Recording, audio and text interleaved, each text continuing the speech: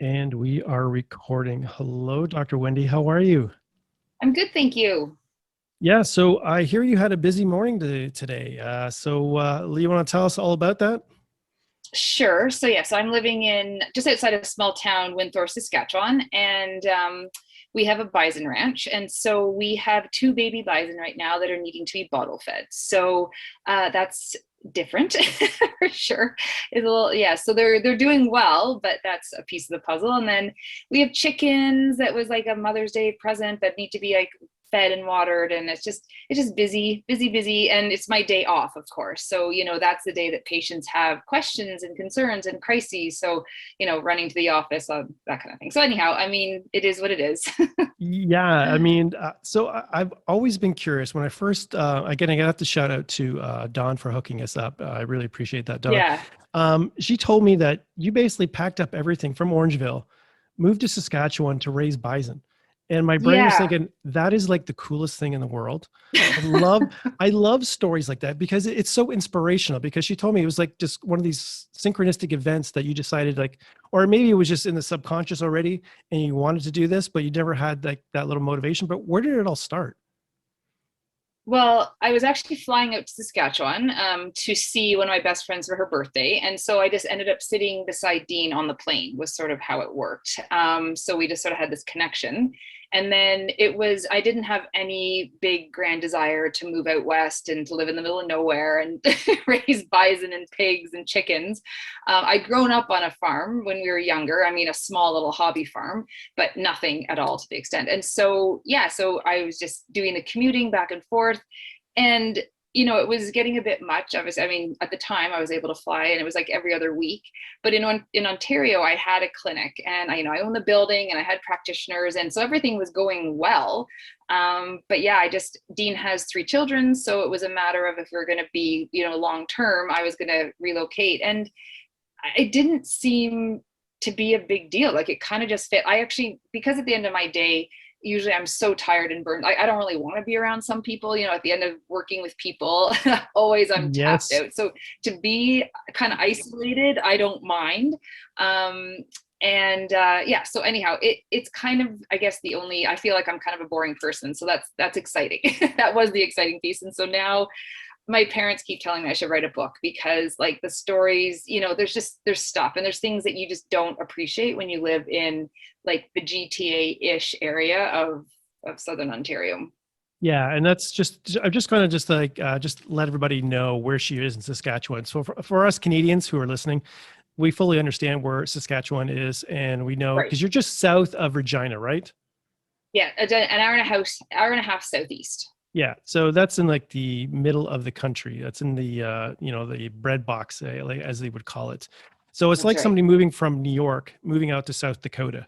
So for my American listeners, Yes, it In would. the middle of nowhere, South Dakota, Yeah, because it's basically just a road, a few buildings, and then your house, and then the farm. pretty That's what much. I looked up on Google. I was like, okay, where is she? And I was like, you are really in the middle of nowhere. Yeah, it is. Yeah. So, I mean, I'll go for a run, and a busy day is if I have like 4 or 5 trucks past me. Like, that is like busy. That's amazing. I mean, how many bison do you guys raise? Gosh, we probably have 400 or 500 right now. Oh, wow, that many. So it's not a Mhm. hobby farm. It's a It's a full-on business.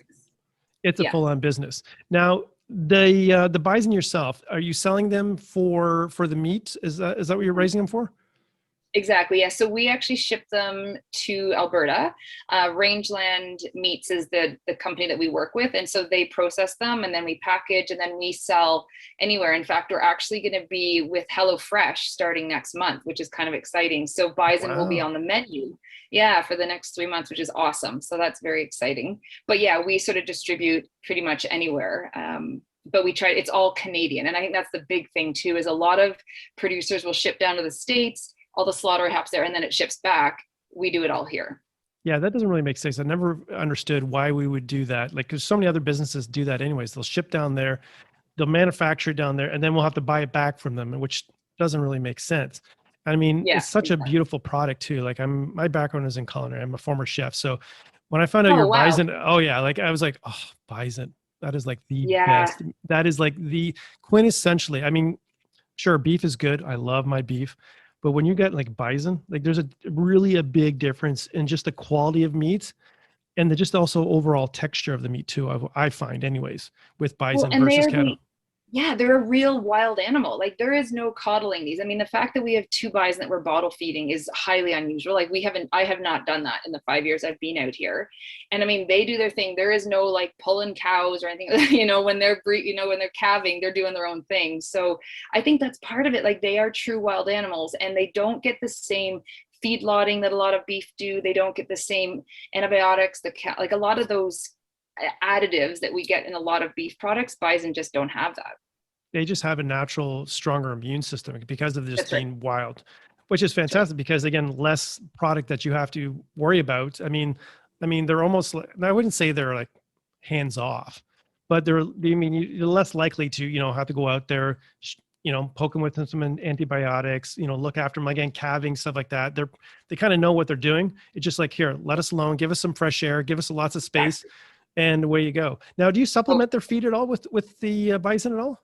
well, most of them are on pasture right now, Okay. and so then we do give them some pellets, but they're pellets made of like we do a lot of like we plant a lot of oh gosh, it's a special kind of crop that basically would be like alfalfa and that kind of thing. So they're not getting heaps of barley or a lot of that. It's all grasses, so they are given bales and some pellets, but not for most of their lives. Wow. That's so Mhm. cool. Like, yeah, I wanted to talk to you about this and I was like, okay, I want to talk about other things, but I'm such a big fan of cooking and beautiful food and, bison too, as well. I was like, maybe we'll just talk about the whole podcast about bison. Sure. Yeah, we can talk bison. I know a lot more now than I did 5 years ago. That's for sure. Well, I took a picture of this big bottle and like the stuff, and I'm like, this is why I went to medical school, right? Like, this is what you do is you bottle feed these like, yeah, not so teeny animals. Maybe you should have went to vet school, instead. I know, exactly. It would sometimes be a little bit more helpful. Yeah, because that would have saved you some vet bills anyways. That it would be like, Yeah, okay, no kidding.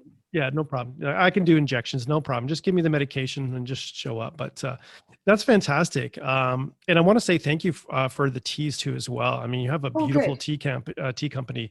I'm kind of addicted to the anti-inflammatory one. I'm kind of having this right now. Awesome. So just give me a second here. Good. I am so glad you like that's probably one of my favorites, actually. I really like that one. I'm addicted to it. Like I'm like that whole vanilla that, because again, my whole culinary brain kind of goes, oh, vanilla, love that. But it's not with the ingredients. I found it wasn't too harsh either. Because some anti-inflammatory teas just they taste like shit. Be honest with it. They taste like shit. So when you had the formulation, I'm always curious. I love trying new stuff. But when I tried your formula from the tea, and especially this one, I thought, okay, it's that creamy texture to it. It's not overly bitter. It's got a very smooth thing. So how long did it take you to formulate those specific types of teas? How long did it take you to make all these? Because you got what, 10 different teas or is it 13 now? I've got, yeah, 14 actually, 14, yeah. just a few. So I've been sort of doing this probably, if I think back, for like it started about 10 years ago. And it started with me going to a conference of a world renowned naturopath. And he was saying, he gives his patients 3 cups of this tea and 3 cups of that tea and, 9 cups of tea. I'm like, oh my gosh, my patients don't drink 3 cups of water, making them, ask them to drink 9 cups of tea. So I initially started just sort of blending them myself, and that got sort of overwhelming, and so I put it on the back burner. But then I started, because so much of my practice was at the time and still is like a lot of hormone balance. I started like, well, why don't I throw some herbs in that can actually sort of make this true medicine? So that was sort of where it started, and then just over the last couple of years, my first line, the balance line, and so actually the first tea, the adrenal balance that I sent you, that was sort of my first kick at the can. And the ingredients in it are amazing. The taste, sometimes you like it, sometimes because it's sort of more citrusy. That's the rose hips. But so the first line was all about hormones. So adrenal stress, thyroid, menopause, diabetes, all of that.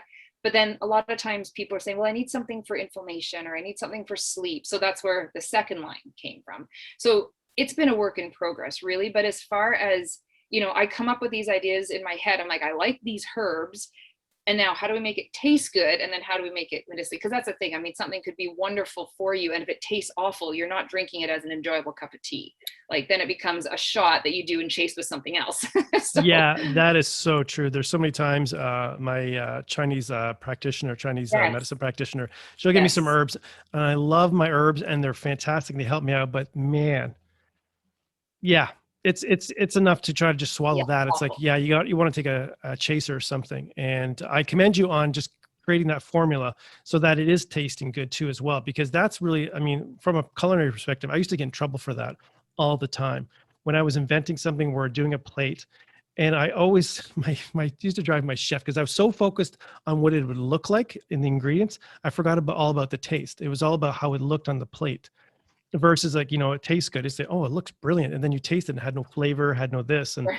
so I really appreciate that aspect of it too. So with teas itself, now, are you basically recommending a lot of this with your patients? Are you seeing that it's just an easier way to get them, to take their medicine? Yeah, I mean, initially it was, I believe in food as medicine. Absolutely. I mean, food can be poison or it can, be medicine. And so many people, they either come to me, with a bag full of supplements or, they end up sort of accumulating some, but they'd rather, eat or drink their medicine. And so that was really sort of the foundation or the idea, I guess, is to say behind it. And now it's just an adjunct. I mean, tea is out second to water. It's the most commonly drunk substance on the planet. So, if people are drinking this anyhow, why don't we have them drinking something that's going to help them feel a bit better? So that's sort of it. But I mean, am I substituting for some people? They're not maybe taking their turmeric pill, they're having the anti-inflammatory tea, and for some it's just in addition to. Yeah, But it doesn't feel overwhelming. yeah, I think that's the nice thing about it. It is because it's so profound, but yet so subtle at the same time, which, It it's is, just, and that's exactly nature's medicine. Like that's exactly it. yeah. And I think that's the power of, of the herbal plants itself. Like, I mean, it's nothing, something like, you take the pharmaceutical thing and it happens, it's very aggressive. It works right away. But again, there's always those side effects, and it's just this, there's always those trade-off between the two, right? Do you want something that's fast acting and aggressive, or do you want something that's subtle and a little more helpful and beneficial over a long term? And I guess sometimes in our brains, us being humans, we want it now. We want that instant fix now instead of looking Yes. at long term. Yeah. So with the Oh, absolutely. Yeah. Quick fix society. yeah, we're so much like that. So I had to question, like, your base of your teas right now, it seems to be like it's ribose, oolong, and green, right? Are the base fundamentals of most of your teas. Yeah. Why those specific teas? Because so it was actual, he's deceased now, but Dr. Walter Crinian, those were the three teas that he recommended, 3 cups of all of these teas. And foundationally, and in fact, the course that I learned about this was all about detoxification. Like that was his big thing, was environmental medicine. And so those 3 teas together are really what we call lipogenic, like or lipolytic, I should say. So they help your body to burn fat. And fat is where most of our toxins are stored. So, yes, losing weight if you have too much of it is a good idea, but these teas actually help to do that. And they help to naturally detoxify. So I truly, truly believe so much of what we're seeing in the chronic illness realm is so much to do with toxicity. And so every tea, except for the deep sleep, because obviously we don't want too much caffeine when you're trying to fall asleep, will have these 3 teas in them. So that's where, there's a lot of ingredients in some of these teas. They all work synergistically, but fundamentally, I just needed to keep those in because that was the root of, why it started 10 years ago. Okay, so let's talk ingredients, because I think that's really important, because when you look at the base of your teas and what you have available, I mean, they're very fantastic. I mean, and they're very simple. A lot of people have heard about these things. So again, it's based on the detox principle for the most part, with the thermogenic abilities with the teas itself. So on the physiological aspect of the teas, and so it's mainly the chemicals are in the fat cells, correct? Is that where most of the So, yeah, chemicals are? so I mean, there's water soluble and fat soluble toxins. And so the water soluble ones are typically a little bit easier to detoxify naturally, whereas fat soluble toxins, they just stick around for a long time. And that's why, some people, when they do these like really quick weight loss programs, ridiculous, and they drop a ton of weight, they feel awful. I mean, sometimes they're nutrient depleted, but because they're actually detoxifying so rapidly. So yeah, there are both water and fat soluble toxins, but it's the fat soluble ones that tend to hang around for a long time. Okay. So one of the things I was curious about with the adrenals, I know so many people have adrenal fatigue, and I'm one of them. And I'm trying to get off coffee. And coffee is kind of one Right. of those lovely things that really take a toll on the adrenal glands. But your tea base has caffeine in it. Right.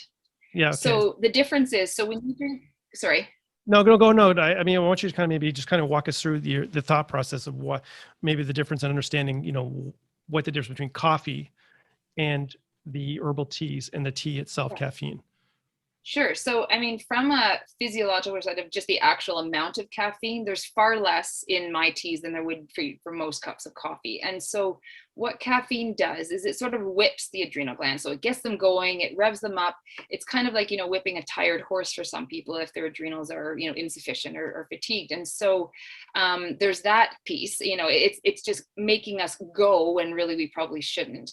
The other piece too is there's a jitteriness, there's anxiety sometimes that come with too much coffee. That it's more so the coffee caffeine as opposed to the tea caffeine. The reason for that is green tea in particular, matcha as the highest, they contain L-theanine. And so L-theanine is a chemical that's found in Camellia sinensis, so the teas. And so it actually calms our brain down. So if you have like that busy, buzzy, monkey brain, tea will actually calm it down even while you've got that bit of an energy lift with the caffeine. So it actually it physiologically works a bit different than coffee. The other thing too with coffee is it's a really it is a heavy duty stimulant, but it also sort of congests our liver a little bit. And so liver, hugely important for detoxification.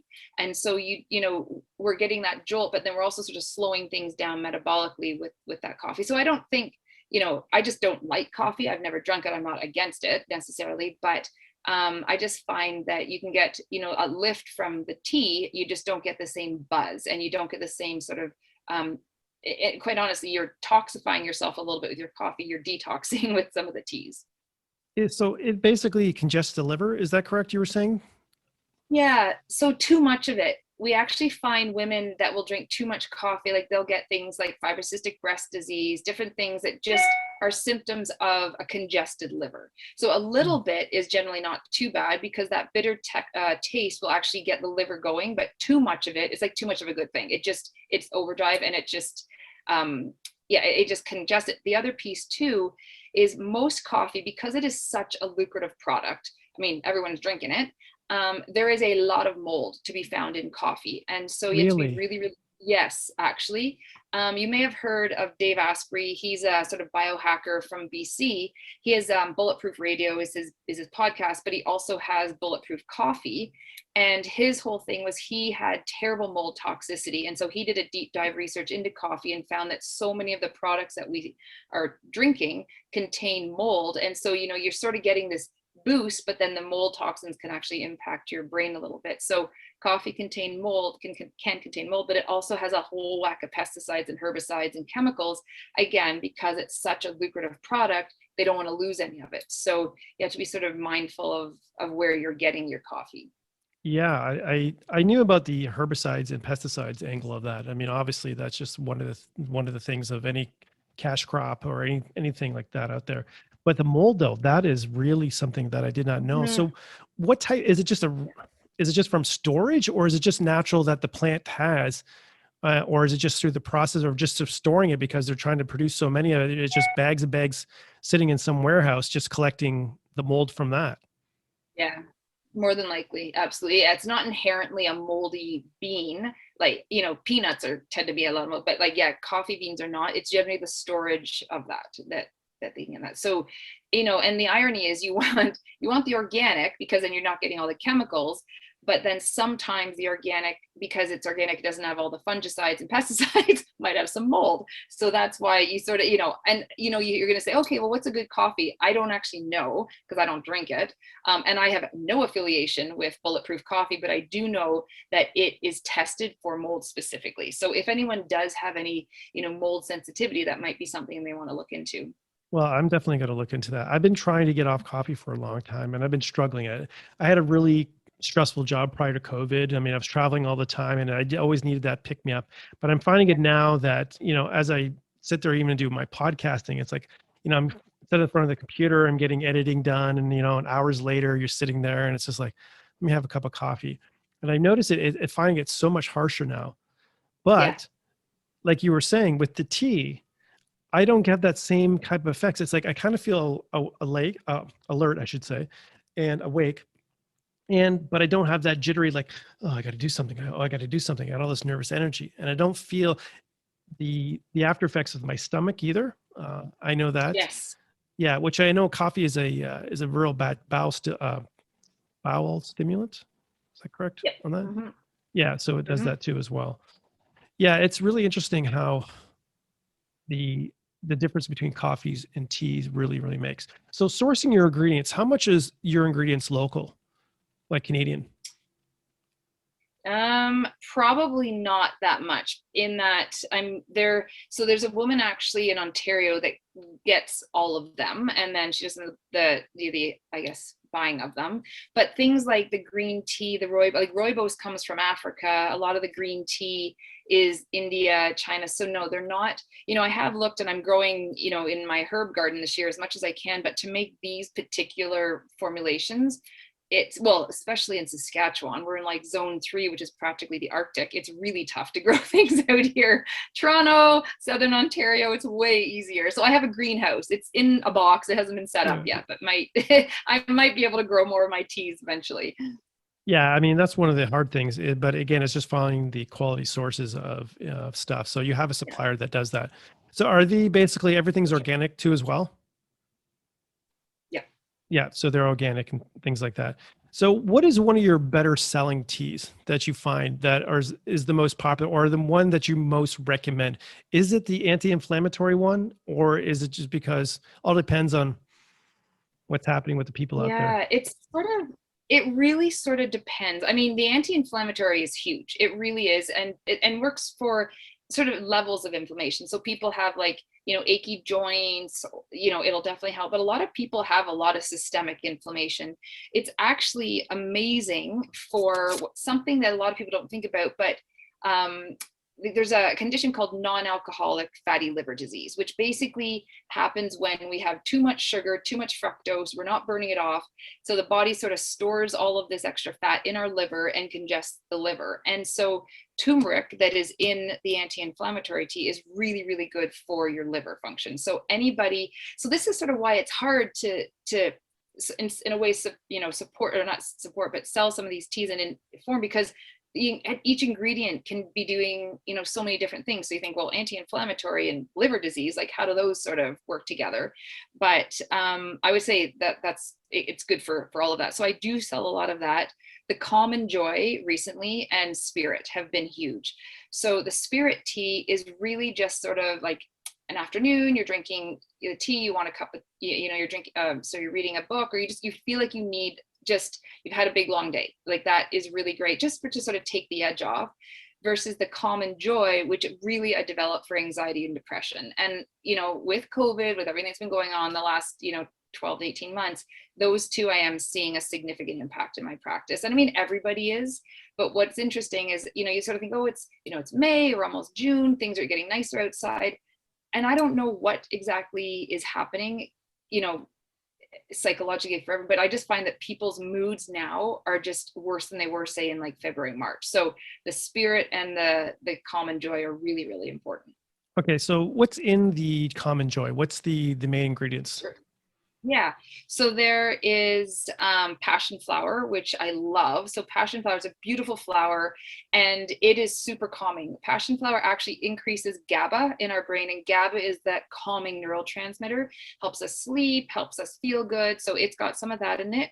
It also has St. John's wort. So St. John's wort people know for very effective for mild to moderate depression. Very, very, and so some people, if they want to be really careful, if they're taking SSRIs or antidepressants, they I have to put the warning on the label that if you're on the SSRIs, talk to your doctor first. I have never seen anybody have any problems, but just to be mindful of that. So it does have St. John's wort. It also has ashwagandha, and ashwagandha is probably one of my absolute favorite. Well, I can't really have a favorite herb. I have lots of favorite herbs, but Well, I mean, it's it seems to be a great. base of in a lot of your Yeah, because it's geez. so good. It's such a great adaptogen. So it helps the body adapt to stress. So if you're like buzzy, buzzy, buzzy, it brings you down. If you're like, oh, you gotta peel me off the floor, it kind of brings you up. And so much of anxiety and depression is a stress response. I truly believe that. I don't always think it's just a neurotransmitter. So it's really effective. And then it also has some lavender, which is soothing as well. So yeah, So the those are lavender is beautiful. I love lavender. You know, like it's just the smell of it too, as yeah. well, has that calming smell to it. It's fantastic. So what is St. John wort? I've heard that so many times. So that is Hmm, usually the herb that you use for depression. Is that correct on that's that? right. So Yeah. maybe walk us through that a little bit more in detail about St. John's Sure, yeah. wort. And St. John's Wort actually in Ontario, when I used to do mountain biking up in around Collingwood and just in some of those trails, it grows wild along the roads. Like it's awesome. It's this beautiful little yellow flower, and Hypericum perforatum is its botanical name. And it's actually, yeah, it's got all sorts of neat qualities, but it in a pill form or in a higher T form, it actually can help. And the studies show this, that for mild to moderate depression, it is as good or better than some of the antidepressants on helping to minimize that depressive symptoms, and really without any side effects. I mean, the biggest thing for St. John's wort you need to be careful of is some people have a little bit more sun sensitivity. And at high doses, it can actually impact birth control just because of the way that it is converted in the liver. But again, such a safe and gentle antidepressant for people that need it. Wow. I mean, it's so amazing because I've heard so many horror stories with people being on antidepressants, Yeah. and it's when they try to come off it, that's when the Yes. real problem goes. It's they can never usually get off them, or they just have to try to taper for years before their body, gets off them. But for the most part, once you're on them, it's a real Yeah. hard road to get off that sort of stuff. Yeah. And that's where the crashes and the real problems begin, because somebody's like, oh, I'm fine, I won't take my medication today, and then they crash, and then they were low before, and then when they get off them, it's like they're really low. Yeah, Yeah. it can be real scary. So I'll use St. John's wort actually in my protocols to help wean people from their medication. Oh, okay. That's a really interesting way of doing it. So we have the common joy there. Your hormone balancing too as well. So you have the ashwagandha in the hormone balancing. Is that kind of like the main ingredient in the hormone balancing? Well, in the hormone balance line, do you mean? Yeah. Or Yeah, in general. no? Yeah. Yeah, no, because it's not in all of them. It's No. just, yeah, it just goes so well. Like if you look up the monograph for ashwagandha, it has so many different benefits. So it does help with hormones, it helps with stress, it helps with inflammation. So you can't really go wrong. Yeah, it's one of those really, really good herbs. Now, with your formulation, you basically took you a few years to kind of figure it out, all the different types of formulas and where you wanted to go with that. Now, as far as your ratios go, because, did you have a specific, because you learned basically from this doctor about teas, did he have a specific ratio of, rooibos versus green tea versus oolong? Or is that something that you figured out your ratio yourself just through testing? Yeah, he didn't, because he literally was just saying like 3 cups, 3 cups, 3 cups. So he just sort of said, equal parts of all of these. And I truly believe in the whole synergy of a lot of the herbs. So, when it comes to doing the labeling and, looking at Health Canada, all that kind of thing, they need the ingredients. I do have those breakdowns, so that technically they, people know exactly how much is in each tea, but it's not so much the individual teas in isolation are so important. It's how they all work together. And I think because there's still in virtually they're in their natural form, they're just a little bit dried out. They carry so many of those other, nutrients and all those other, like the power, I guess. They work really well together. So it doesn't always matter the ratio, and I also need it to taste good. So sometimes I need to sort of, bring down the rooibos because it has a very distinct taste. And if something's a little bit bitter, I'm going to sort of, modify some of the greens. So it's a bit of an art, I guess. Yeah, it's just fine tuning. Yeah, And a lot of these things. Yeah.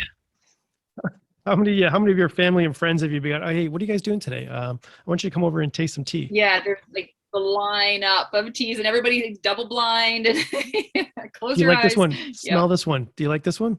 And then taking notes. Yeah, that's just, again, it's just like recipe testing for anything else. It's just going through all the different recipes and going through that. So as part of your practice too, as well, like, are you mainly focusing on botanical medicines on your practice at all, or? I use a lot of botanicals, but I have a pretty eclectic practice. I mean, I am the only naturopath for a 2-hour drive, basically, or an hour and a half. So I have one guy, he was driving 3.5 hours one way. I mean, in Southern Ontario, people are annoyed if they're driving more than 12 minutes. So I'm like, I have so it's a very diverse, and again, very diverse, eclectic here. So, I mean, I really use virtually everything. I mean, I treat the common cold to cancer. And so in that, I use nutrition as a foundation. I use definitely, herbal medicine. I use different, pharma or nutraceuticals, I should say. I also use intravenous therapy. So I actually inject vitamins and minerals into people. So it really is very, very diverse. And I think it just have to be, because I see everything. It's not just one area. It's almost like, it's like an old school doctor back in the 1800s, where it's like for miles and miles, there was only one doctor and everybody had to get in a horse and buggy and drive 2 hours to go see the doctor, Yeah. Now, do you go mobile yourself too as well?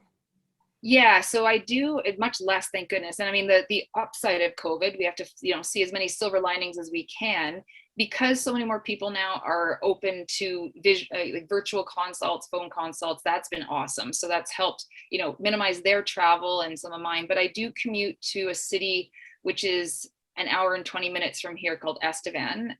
It's really close to the American border. And so I go there once a month right now, but I'm really just located in my teeny tiny little town of Windthorst. Population 303.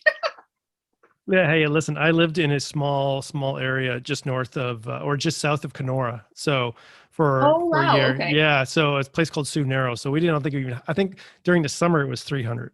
In the wintertime, it was like maybe 50. So yeah, I know it's small town. Well, I actually grew up in a smallish town anyway. So I'm a farm boy type, I didn't grow up on a farm, but it was a very rural community. So I understand the whole idea about that. I wanted to talk to you about something that was interesting I found on your website too, is about ATP. I found it was I found it was so fascinating. Very, very interesting. And because I suffered from allergies for years. As a kid, it was like absolutely brutal. Like it was just one of the worst things that ever happened, getting injections and stuff like that. And when I saw that you do this, and I was like, what? I've never heard about this allergy protocol. Like, what is this all about? Maybe you can just let our listeners know what we're talking about.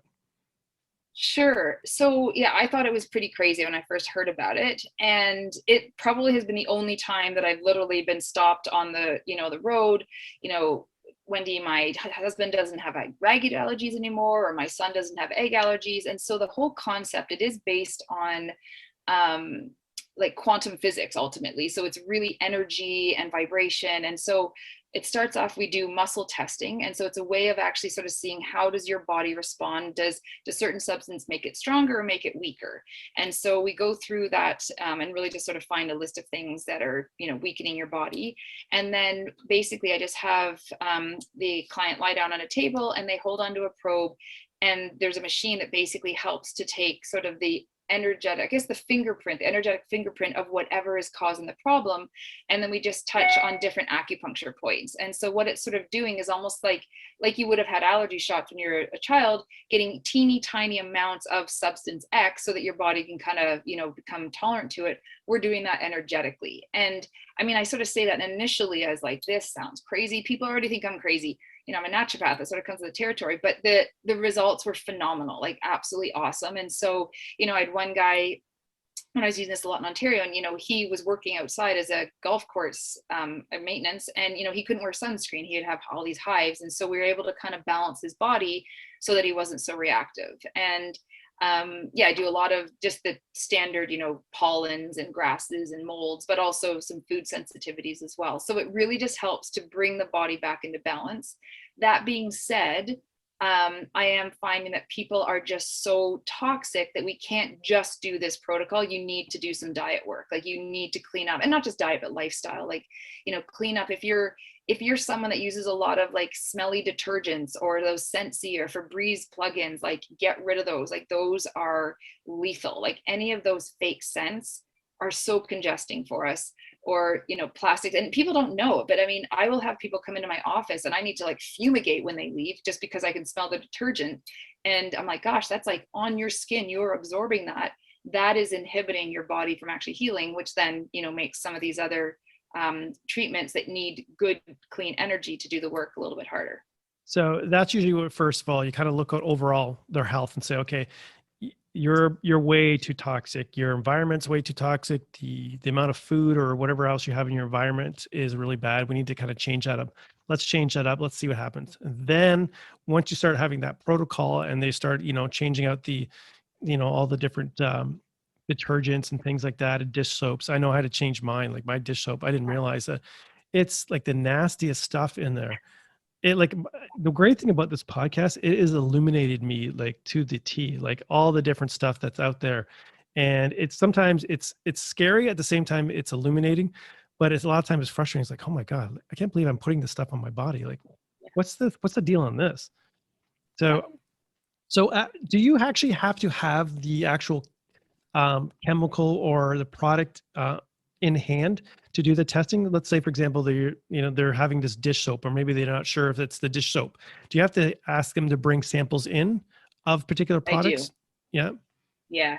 So I've got, special horse hair or, dog hair, and I mean, when I was doing this a lot, I had boxes of random little vials of everything. But I mean, I have generic ones, but I find it works so much better when it is the specific, laundry detergent, or, grandma's strawberry jam that you don't know if that's what's causing the problem. So yeah, I do. Some people are good about just sort of being able to, like, energetically work it. I'm not able to do that. Okay.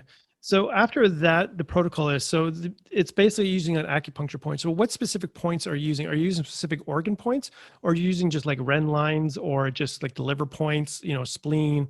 Like, what points are you actually?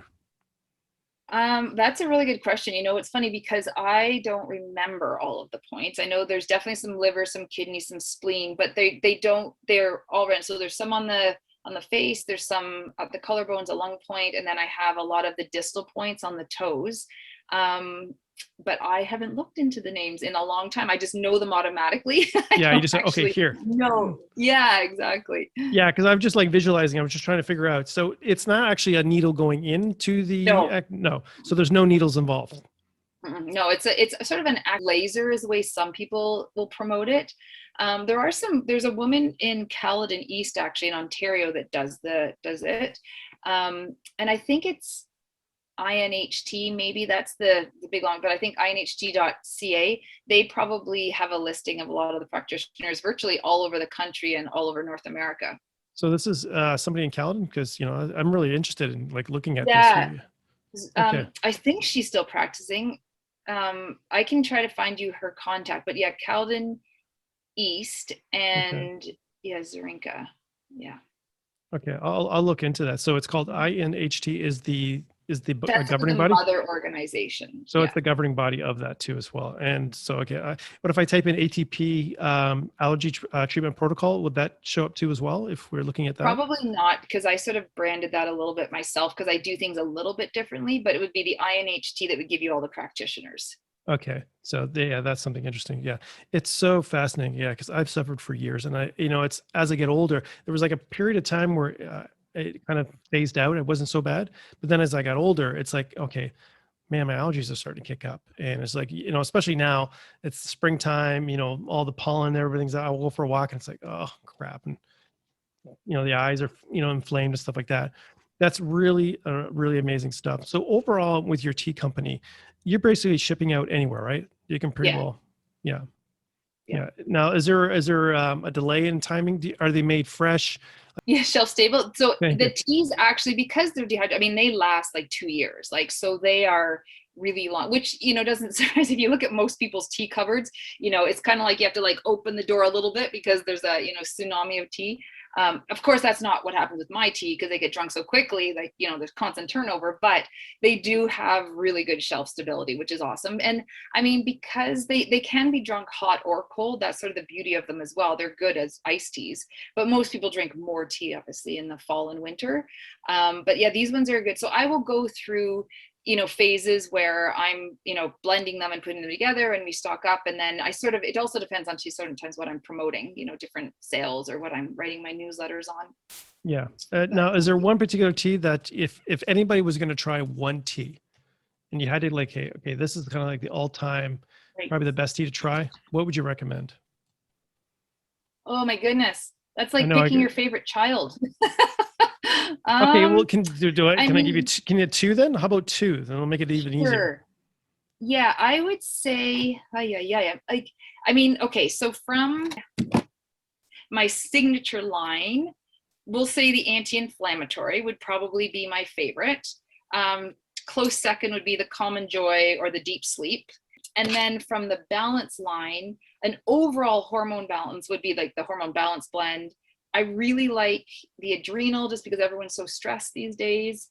And then the blood sugar balance blend is amazing as well. So for people that, their diets maybe aren't totally on par and they do get those sort of fluctuations or they're trying to lose weight, the blood sugar balance blend is excellent. Excellent too as well. Okay. So now with the hormone blends, they seem to be are they more geared towards females or can men have the same things too as well?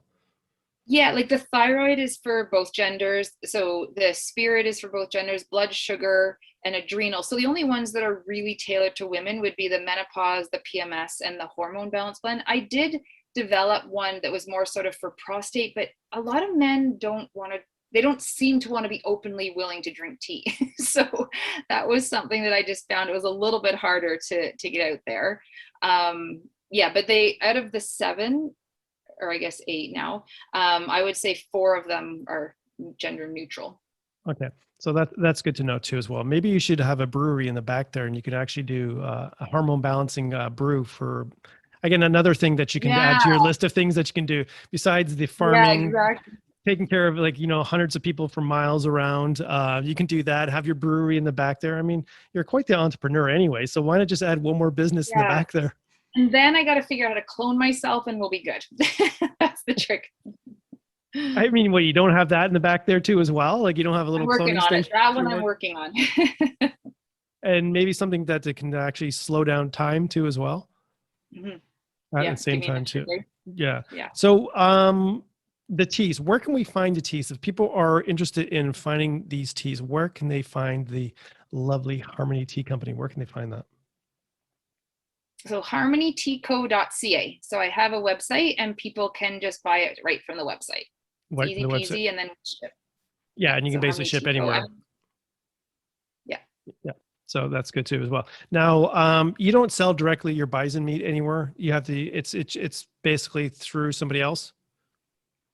Well, actually, there's Rangeland Premium Steaks is where you can actually buy a lot of the bison, and so we actually have it so that it was so I shipped it to my family. So we shipped it from Alberta, shipped it all the way to Toronto to make sure that it stayed in good shape. And so we sell frozen, but you can actually buy the boxes. And so we have Father's Day celebrations and all that kind of stuff coming up. But yeah, it's rangelandpremiumsteaks.com. And so you can just actually buy it right there. Or like I said, HelloFresh in the next few months, you'll be able to get bison that way, which is awesome. I just really like that company and they have some really good values. And so I'm really excited that we've been able to do that. And then I locally just sell it out of my clinic. So if you're in the area. If you, again, with COVID traveling, if you got an RV and you're going up the Trans-Canada Highway and stuff like that, or you can Pretty stop much. in, and stop in. Or I was surprised you don't have a freezer in the back of the truck just driving around. Do you have that too as well? We do actually. There is a mobile meat shop, not ours, but it's out of it's in BC and Alberta, and it's actually the mobile meat shop. It's Rangeland has it, so it's like totally done up and with all the decals, and so they hit like Calgary and Edmonton, Kelowna, all around there. Yeah. So nothing in the east yet, just in the west. Yeah, I know. We got to get some of that great bison meat this way because, it's barbecue season. I was just talking to a friend prior to this, and we were just talking about barbecuing and smoking, and like my mouth was just, I live in an apartment building, so I can't have barbecue, but I'm just like thinking about barbecue. And then it was like bison burgers. Oh my God. Like my mouth was just salivating. And I'm just thinking like coleslaw. It's a nice. Well, and crazy, I was like, I don't know if I was keen on this. We actually have a bison hot dog now, which I'm normally like, oh God, hot dogs. But these are like really good premium hot dogs, which is like perfect burgers and hot dogs. So without all the other crud in it, we're really particular about what goes in, like as much gluten-free as we can. Yeah. So are they gluten-free, the dogs and the burgers? Yeah. Yeah. So it basically have a little bit. Yeah. Do you have like pork fat in it? Like what's the Gosh, that is a good question. No, they wouldn't have pork fat in them. At least not the burgers, for sure not. 100% bison, right? Yeah, they're good. They're really good. But obviously, I'm slightly biased. It's all I eat a lot of bison here. That's okay. That's why you're so healthy. And I think that once more people start enjoying bison and how beautiful that meat is, I think. Oh, I hope so. It's so regenerative. Like anybody that's like, oh my gosh, like meat's bad. Like if they really do a deep dive, we can't live with our planet needs animals. Like we need that. We can't survive on, fake soy burgers. Like it just doesn't work. And, without getting political, because that's a whole different kettle of fish, like it's quite amazing the misinformation about the beef and the bison. Well, more so beef because it's so huge, but bison kind of get clumped into that. Of course. That we do eat them. Yeah, they're very good for the environment, actually. Yeah, I mean, especially when you do like the synergistic farming and stuff like that. There's so many great practices, and it's old farming. Instead of this new farming, it's old farming. It's regenerative farming is make old be new again. Yeah, and that's really growing now. I think people are starting to realize that. I think farmers do, and I always say in my podcast, I grew up with a lot of farm boys, and I said if you give those guys, because they love farming, they're like all in farming. I said if you give farmers the right tools, you give them the right incentives, you help them out financially, you give them the right equipment, they'll do it. You just, mean, because they're so invested, because so their livelihood is just invested in so much equipment and how it should be. Should over the way they used to. I think it would be good. Well, if you want to read, does that work? That's what I was looking for. Lord. Well, check out. There's a really cool book called Metabolical, actually, by a Dr. Robert Lustig. It is awesome, and he's done a whack of podcasts. But he talks a lot about how the food industry has basically, food industry, big food, big pharma, they're kind of in bed together. And that is why we're having the health issues that we do. And he talks a little bit about, why we need to go back to, pre-feedlot and pre-antibiotics and all that kind of stuff. Yeah, that's actually a great book. I'll be looking for that. It's called Metabolical? Yeah. Okay, I'll write that one down. Add that to my list of books. Yes, I got like a stack of them. It's like, okay, I need to read all these books, and it's like, okay, I'm slowly getting through them. But that being said, Dr. Wendy, we're out of time. Okay, wonderful. Well, thank you. Thank you so much. I love that story. Shipping up and moving all the way out in the middle of nowhere to raise bison, and I wish you so much luck. And I've heard so many good things about you. You're a legend in these hills back here in the Toronto area. I know everybody speaks so highly of you. And again, I thank you so much for your time. You're welcome. Enjoy the rest of your day. I certainly will. So I'm just going to close off the show. This has been the Metaphysical Mentor Podcast with Michael Philpott. Thank you so much for joining me, and goodbye for now.